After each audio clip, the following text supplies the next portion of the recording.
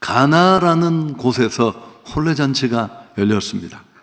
예수님도 거기 초대를 받았고 예수님의 어머니 마리아, 제자들도 함께 초대가 되었습니다.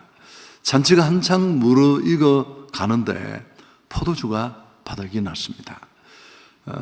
잔치집에 포도주가 모자란다는 것은 그 시대 정서로는 작은 문제가 아니었다고 합니다. 큰 수치이고 무엇보다 이 혼례를 주관한 혼주에게는 너무너무 난감한 일이었습니다. 유대나라 혼례식은 주로 수요일에 치러졌는데 우리는 결혼식을 마치고 잔치를 하잖아요. 근데 그들은 반대입니다. 잔치를 하고 저녁 늦게 혼례식을 올립니다. 아주 넉넉한 집안은 며칠씩 7일간이나 이런 잔치를 계속하고 그 끝에 혼례식을 올리는 겁니다. 그래서 그 혼례까지 가는 동안에 긴장을 이어주고 흥을 돋우는 게 포도주의 역할인데 이게 미리 떨어지면 혼례 예식에까지 지장을 초래했다고 합니다. 대단히 중요하니까 미리미리 준비도 하고 체크를 했습니다만 그래도 이런 일이 생겼습니다. 손님 대접을 제대로 못한 집으로 그렇게 치부되었다고 하는데 탈무드에도 포도주에 떨어지면 신랑 신부의 수치다 그렇게 적고 있습니다. 여러분, 우리 인생을 돌아보면 우리 삶은 나름대로 준비하고 계획합니다. 2024년을 시작할 때도 꿈을 안고 우리가 그랬을 겁니다. 그러나 돌아보면 언제나 생각대로 뜻대로 되지 않습니다.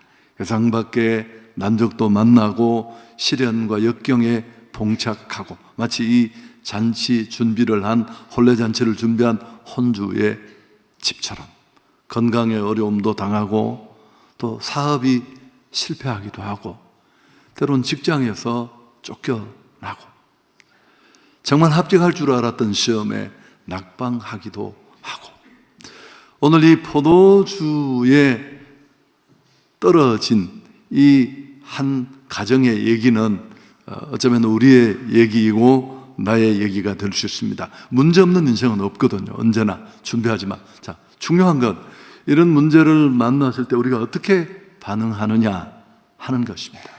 거기서 우리의 신앙과 믿음도 드러날 텐데 먼저 예수님의 어머니 마리아가 이 문제를 가지고 예수님께 나아갑니다. 3절에 보면 포도주가 떨어진지라 예수의 어머니가 예수에게 이르되 저들에게 포도주가 없다.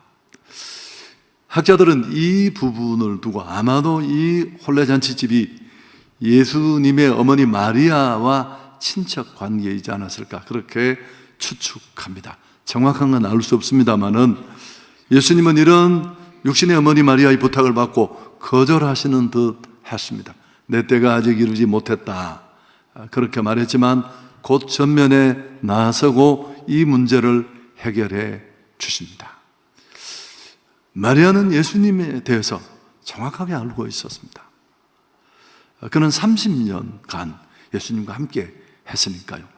예수님의 육신의 어머니일 뿐만 아니라 이분이 메시아시고 하나님이라는 걸 잘 알고 있었습니다. 그래서 오늘 사실 우리가 문제가 없는 게 믿음이 아니고 문제를 만나고 뜻하지 않는 어려움에 직면하지만 그때 그 문제와 위기 앞에 우리가 어떤 반응을 하느냐가 중요하거든요. 예수님께 그걸 맡기며 나아가는 태도, 사실 이게 믿음입니다. 믿음. 오늘 이 물이 포도주로 바뀌는 기적을 만드는 믿음의 그 출발점이 바로 문제를 만나고 그 문제에 반응하는 태도에서 시작되었다는 것 먼저 기억했으면 좋겠습니다. 또 하나, 그게 끝이 아니라 마리아는 그 이제 예수님에게 포도주가 부족한 필요의 문제를 요청하면서 또 그 일을 돕는 하인들에게 한 가지 얘기를 합니다. 도움을 요청하면서 마리아가 보인 행동 속에 들어있는데 5절 하반절만 우리가 같이 한번 읽겠습니다. 무슨 말씀을 하시든지 그대로 하라. 이렇게 주의사항을 더합니다.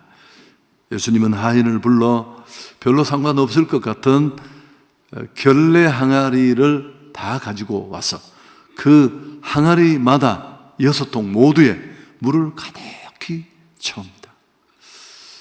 여러분, 이건 상당히 전혀 생뚱맞은 행동이잖아요. 혼례 잔치집에 포도주가 떨어진 일과는 얼핏 보면 무관해 보입니다. 또 혼주나 이 일을 실제로 실행하던 하인들의 입장에서는 질문도 있을 수 있고, 갑자기 왜 물을 뜹니까? 이 지금 바쁜 와중에 포도주가 필요한데 항아리는 무엇에 씁니까? 이런 기타 등등의 질문이 있을 수 있습니다. 그렇지만 묵묵히 물이 채워졌고 결국 포도주가 만들어지는 기적은 일어났습니다. 여러분, 여기서 여러 가지 교훈을 찾을 수 있지만 오늘 이 변화를 만드는 과정에 우리도 참여해야 할 부분이 있다는 겁니다. 문제를 들고 단순히 그분 앞에 요청하는 것 외에도, 또 말을 조금 바꾼다면 예수를 믿는다는 건 고백만으로 되는 게 아니에요. 나 예수를 믿습니다. 손을 높이 들고 왕 되신 나의 하나님을 찬양하고, 그런 고백만으로 신앙은 점검되지 않습니다. 제가 많이 반복했습니다마는 믿는다는 건 하나님을 믿는다는 뜻이고, 하나님을 믿는다는 건 뭘 믿는다는 뜻입니까? 그분의 약속의 말씀을 믿는다는 뜻입니다. 상황에 맞지 않고 이해되지 않을 때에도, 오늘 이 물이 포도주 되는 근본적인 변화, 주님과 함께하는 획기적인 기적의 변화를 누리는, 주님을 빼고는 설명할 수 없는 간증의 사람으로 살아가려면 신앙의 사람이 되어야 할 줄 믿습니다. 몸만 교회에 와 있는 것이 아니라 성경에 정말 이해할 수 없는 말 투성이에요.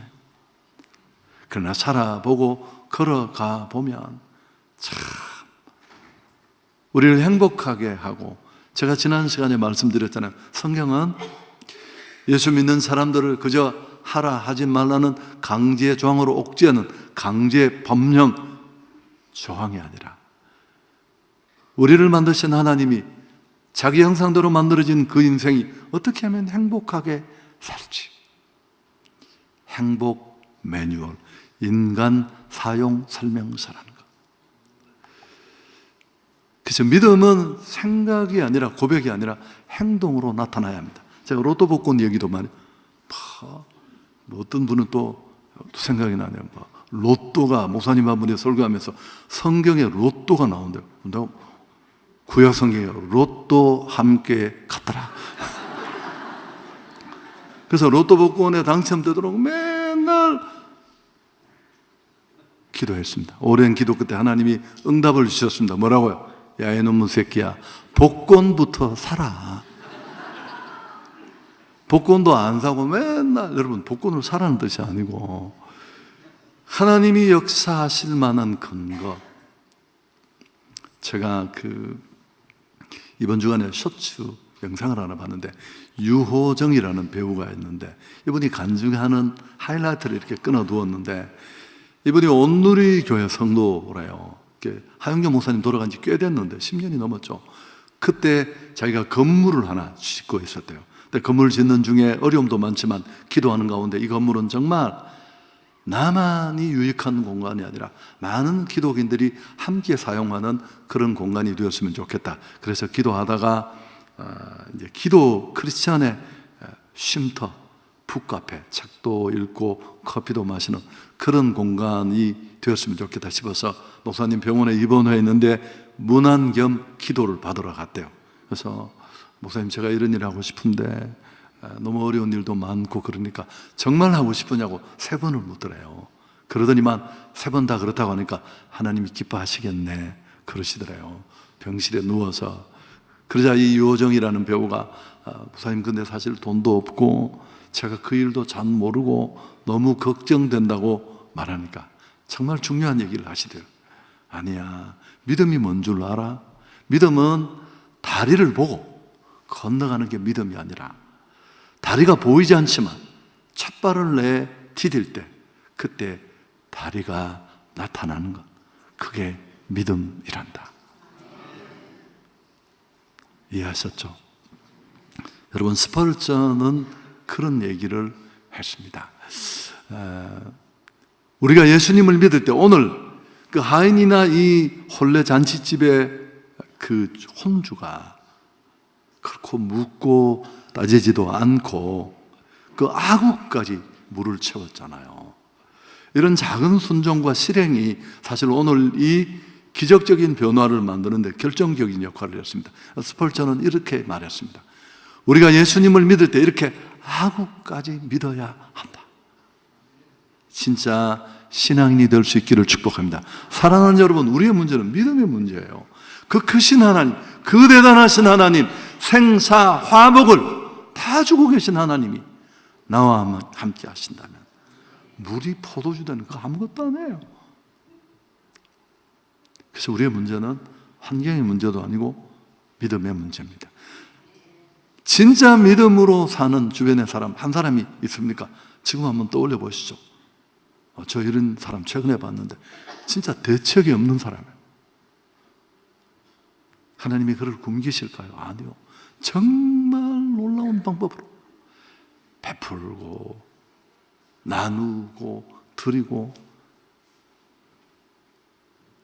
여러분, 한 사람도 없습니다. 그러나 우리 주변에 정말 많은 건 그냥 교회를 다니면서 세상 가치를 따라 이렇게 머리 숙이고 왔다 갔다 하는 그 종교인들, 그들은 아무것도 없습니다. 집에 다 떨어진 성경책, 직분은 덩그러니 훈장처럼 걸치고 있지만 그의 삶을 돌아보면 간증이 없죠.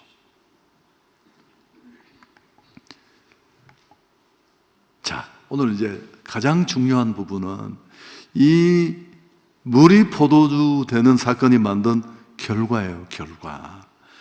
물이 포도주 됐대, 우와, 그게 끝이 아닙니다. 자, 맛을 본 연회장은 우선 최고의 포도주임을 인정합니다. 자, 우리 9절 10절 함께 읽습니다. 연회장은 물로 된 포도주를 맛보고는 어디서 났는지 알지 못하되 물떠온 하인들은 알더라. 연회장이 신랑을 불러 말하되 사람마다 먼저 좋은 포도주를 내고 취한 후에 낮은 것을 내거늘 그대는 지금까지 좋은 포도주를 두었도다. 예수님이 만든 포도주는 마지막에 제공이 되었고 또 그 맛은 정말 최고였습니다. 여러분, 예수님 안에서 진짜 우리가 신앙으로 살아갈 때 고백만 무성한 간증만 넘쳐나는 신앙이 아니라 한 자락이라도 놓으라, 끊어라, 내려놓으라, 베풀라고 하는 그런 성경의 말씀을 따라 행하고 나아가면, 신앙인으로 나아가면 진짜 이런 놀라운 변화가 일어날 줄 믿습니다. 그런즉 누구든지 그리스도 안에 있으면 새로운 피조물이라. 이전 것은 지나갔으니 보라, 새 것이 되었도다. 물이 포도주로 바뀐 것처럼 전혀 다른 변화. 오늘 설교 제목이 그렇잖아요. 사실은 최상의 것은 아직 오지 않았다. 이게 프랭크 시나트라의 노래 제목이 오늘 아침에 제가 들어봤어요. 근데 많이 인용하는 것입니다. 예수님 안에 있는 우리 인생이 그렇습니다. 참 시시하고 별 볼 일 없고 사람 앞에 내세울 것 무엇 하나 없었는데 그 어려움 속에 예수님을 만났고 내 신앙이 진짜 한 걸음 한 걸음 그분 손에 잡혀가는 그 신앙 여정,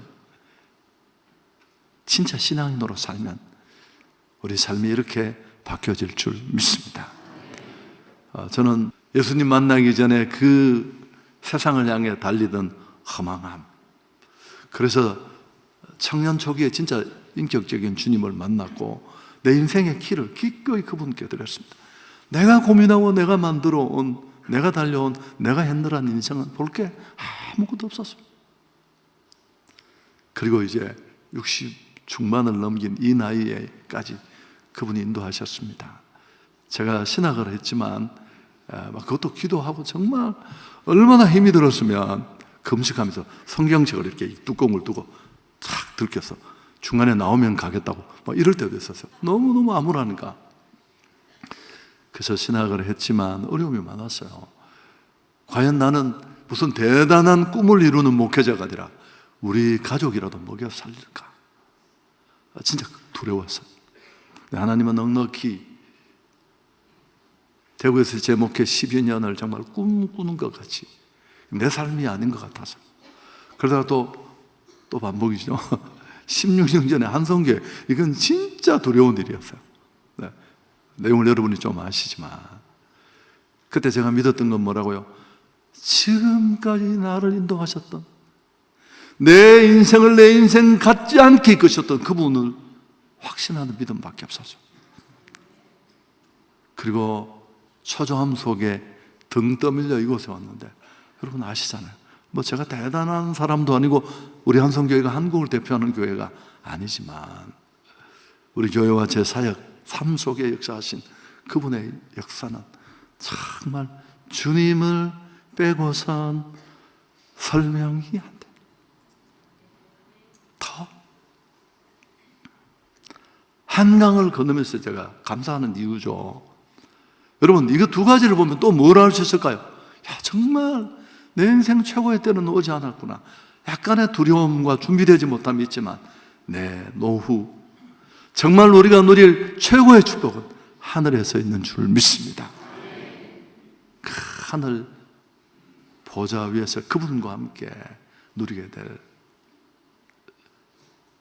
이 축복을 누리기를 주 예수 그리스도 이름으로 축원합니다. 자, 그런데 제가 이 세 번째로 강조하려는 건 이렇게 끝나서는 안 되는 겁니다. 여러분, 성경이 기록된 목적, 요한복음이 기록된 목적이 뭘까요? 예수가 그리스도 되시고 하나님 되신다는 것.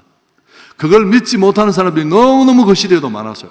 공격하고 욕하고 믿는 자들을 괴롭히고, 그런 세상을 향해 그분이 하나님의 아들이시고 그리스도 되신다는 걸 보여주는 겁니다. 자, 오늘 11절 이 최종 결과, 이 11절을 설교하지 않고 마치는 경우가 있는데 그건 진짜 잘못하는, 함께 읽습니다. 예수께서 이 첫 표적을 갈릴리 가나에서 행하시고 그의 영광을 나타내시매 제자들이 그를 믿습니다. 물이 포도주 되는 이 놀라운 사건을 통해 거기 모든 사람이, 야, 정말 저분이 하나님이시구나, 그분의 영광이 드러나고, 더 나아가서 또 다른 사람들이 믿음으로 들어오는. 여러분, 11절에 읽으면서 기억을 하실지 모르지만 보통 이런 사건을 기적, 이적, 기사 이렇게 표현을 해요. 근데 오늘 이 11절은 표적이라고 해요. 표적. 영어도 스펠이 달라요. 미라클과 이건 사인이에요. 단순히 기적이 아닙니다. 이 표적의 의미는 그 표적을 통해, 그 기적을 통해 무언가 또 다른 의도가 있다는 뜻입니다. 첫 번째, 예수님이 전능하신 하나님 되심인 줄 믿습니다. 그 두 번째는 뭘까요? 진짜 예수 믿는 사람의 삶이 얼마나 풍성해야 하는가. 그 대단하신 하나님이 나의 아버지가 되시고 나의 왕이 되신 그 성도의 삶이, 주변에 나를 바라보는 그 많은 나의 지인들, 나를 아는 사람들이, 쟤 보면, 저 사람 보면 뭐 있어. 여러분, 그리고 더 나아가서 우리가 하나님을 보여주는 그 사건을 통해 선교적 결과가 열매 맺어져야 할 줄 믿습니다. 누군가가 주님 앞으로 달려 나오는, 이게 물로 포도주 만드는 사건이 단순한 기적의 사건 이상의 의미를 지니고 있다는 겁니다. 우리 한성교회가 추구하는 선교적 제자도의 삶이 이 안에 있습니다. 여러분, 진짜는 반드시 이런 변화를 만듭니다.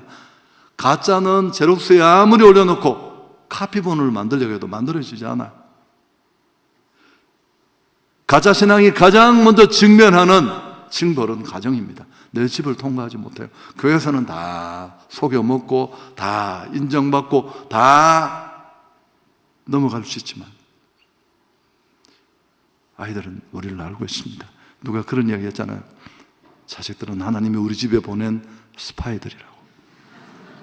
우리가 삼각 팬티 입고 돌아다니면서 얼마나 거짓말을 잘하고 없다 없다 그래 다 낱낱이. 여러분, 이삭이 생각나십니까? 그랄 땅에 거할 때 주변에 건너온 그 이방인들, 원주민들이 그렇게 괴롭힙니다.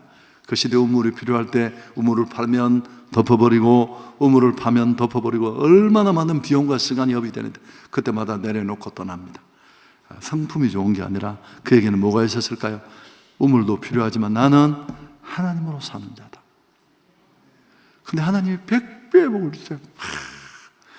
이를 배가 아파 지켜보던 그 그랄의 왕 아비멜렉이 참다 못해서 군대 장관 비고를 데리고 와서 우리 진짜 싸우지 말고 이제 친구하자. 그러면서 하는 말이 뭘까요? 창세기 26장 28절입니다. 여호와께서 당신과 함께 하시고 우리가 보아 알게 되었습니다. 아니야, 불신자가 내가 너의 삶을 한동안 지켜보고 너를 괴롭혔는데 너 진짜 하나님 돕는 사람이야. 너 보니까 하나님 계셔. 여호와 하나님이 너와 함께 계심을 우리가 보아 알게 되었도다. 할렐루야. 여러분, 진정한 믿음은 믿음을 낳습니다. 설교 정리합니다.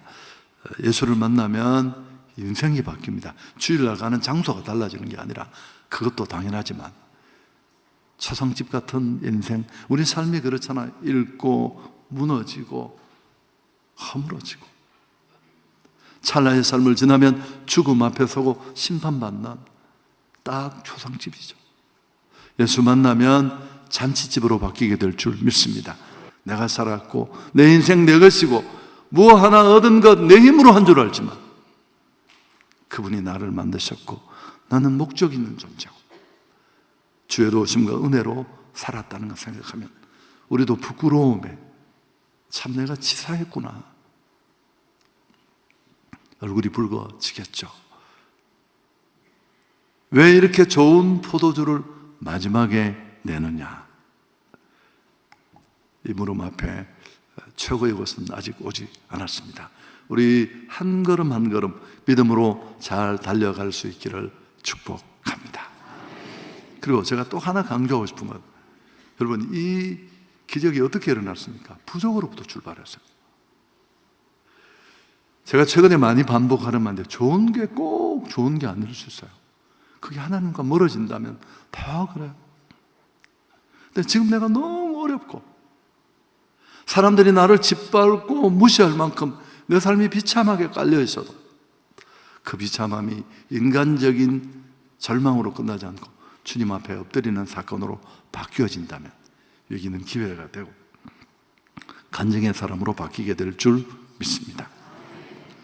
여러분, 세상은 안전한 곳이 아닙니다. 그리고 또 하나, 제가 사실 한때 이 설교를 가지고, 오늘 내용은 아니지만 주례사를 많이 했었어요. 왜 이 예수님이, 제가 의미를 부여하는 겁니다만, 물론 저만의 의미 부여는 아닌데요, 예수님이 첫 번째로 하신 그분이 하나님 되신, 또 진짜 신앙생활을 하는 자가 누리는 축복이 무엇인지를 보여주는 이 놀라운 변화가, 질적 변화가 일어난 곳이 어디예요? 가나의 혼인 잔치집이었어요. 집. 여러분, 우리 신앙이 출발하는 곳은 교회일지 몰라요. 그러나 저는 그 신앙이 진짜 꽃을 피우고 열매를 맺는 곳은 가정이어야 할 줄 믿습니다. 그리고 나의 삶을 지켜보는 아이들이 기꺼이 그 예수를 잡고 달려갈 수 있는 그런 교두보를 만들 수 있는 우리 모두가 될 수 있기를 축복합니다.